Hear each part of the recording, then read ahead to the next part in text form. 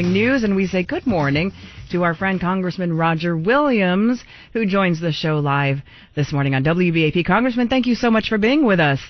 Well, as always, good to be with you. Thank you. Yes, sir. And a lot going on in D.C. right now. My goodness, it is really almost hard to keep up with the news and all of the executive orders. But you specifically are with us to talk about something very important to the Lone Star State. Tell us about your efforts to reintroduce Operation Lone Star Reimbursement Act. Well, as you know, the federal government decided they weren't going to secure our borders under the Biden administration, and Texas had to step up and do what the federal government should have done. Governor has done a really good job on that. So we've got filed today a bill called Operation Lone Star Reimbursement Act that will reimburse Texas the $11.1 billion that we have spent in securing the border that should have been federal money that wasn't. We need to get that money back, and we need to be able to pay for some of the damage that's been done on the border to Texas citizens, and even maybe put a little money in the bank to go get more businesses from California. What do you think the chances of this passing would be? Well, I think it's got a good chance. Now, this is for Texas only, so we'll see how some of my colleagues look at that. But I think it's got a good shot at passing. And we've got some good friends in the Senate, and of course, a good friend in the White House. So Texas deserves it. I mean, we stepped up, and nobody asked us to. We went ahead and did it. And now it's time to pay us back. Talking live now on WBAP with Congressman Roger Williams. Who is pushing back against this, Congressman? Well, there'll be some of my colleagues push back because their state may not be included or whatever. But we'll work through that. I mean, that's part of the debate up here as you work through some of this. But Texas led the way. Everybody knows we led the way. We've got the largest border mileage to cover.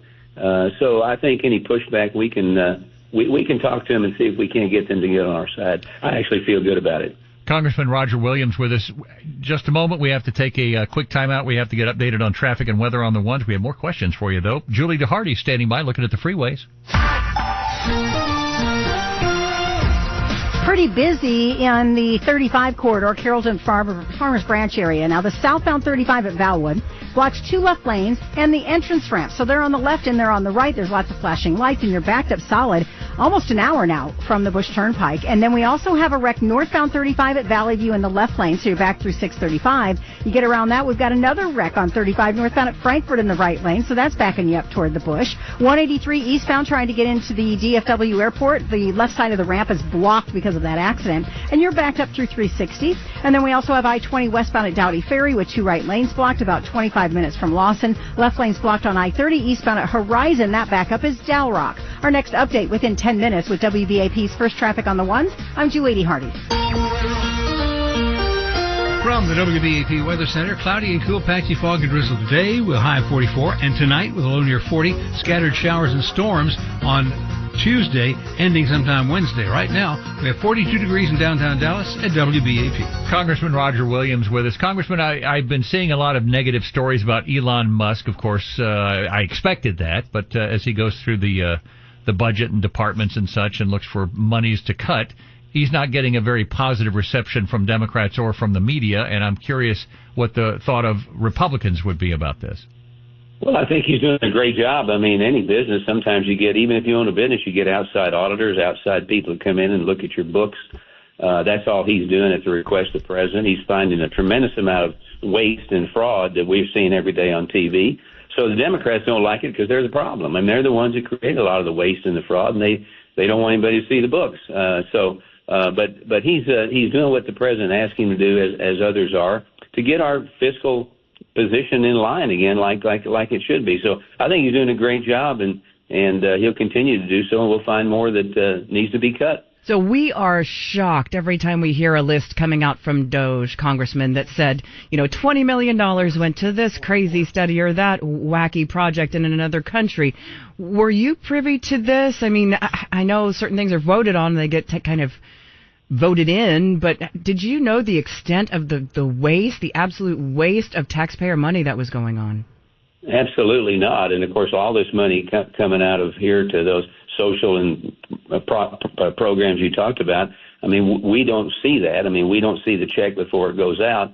And these were decisions made, and they were wrong decisions made, and so forth. So now we're seeing seeing what come out of there and why we need auditors, why we need independent auditors, why we need review of departments. Some of these departments haven't been reviewed in years and years, and this is what happens when people outside sources are not looking at what they're spending it on. Congressman, here we have President Trump. He's been in office now 3 weeks. He's executed a number of executive orders. Are there things that he hasn't done yet that you're hoping he'll get to, or is he pretty much following what you expected? Well, everything he's doing, he said he would do during the campaign. I was surprised that we now have the Gulf of America. I think that's fantastic. But, he signed the executive orders, and he told us what he was going to sign, and he's doing it right now. And so I wasn't privy to the plastic straw order, but I'm glad that's happened, too. Talking with Congressman Roger Williams, and before you get out of here, two things. First of all, we'd like to pass along our condolences on the loss of Patty, your wife, here recently. I know that's very tough, and Ann and I want to wish you and all of our listeners the very best. God will get you through it. I know that for a fact. But Roger, we're right there with you and thinking about you. That's number one. And number two, how's the car business? Is Roger Williams, Chrysler, Jeep, Dodge selling any automobiles? And how about the car business? Well, the car business is good. We shook the anchor of EV vehicles being forced down Americans' throat, and tax incentives and so forth, and we're back in business. People can buy what they want to buy. Manufacturers can make what we want them to make, and the car business is good. And I think you're going to see a great year from all industries, with tax cuts and with regulations being reduced and letting people, small business, take risks, get rewards, start a business. Banks are going to be more open because their regulations are less. I think we're going to see a great year from an economy standpoint, and the auto business is going to be hopefully one that leads the way. Fantastic. All right, this is Congressman Roger Williams. Thank you so much for your time today. We appreciate it. Thank you. Thank you all. God bless.